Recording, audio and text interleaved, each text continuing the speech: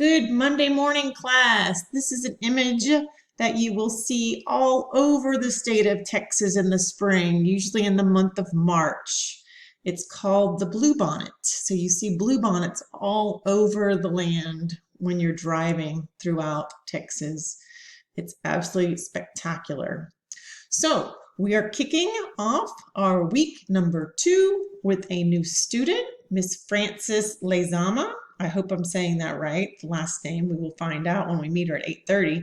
So please let me welcome her. Help me welcome our new classmate then at 8:30.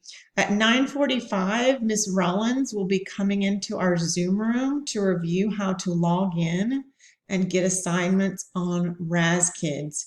You'll be taking a pre-assessment in reading fluency and comprehension to help make our reading groups. So please listen to her carefully and be very respectful when she is walking us through how to do that. Also, be ready to share your response to Mindful Monday.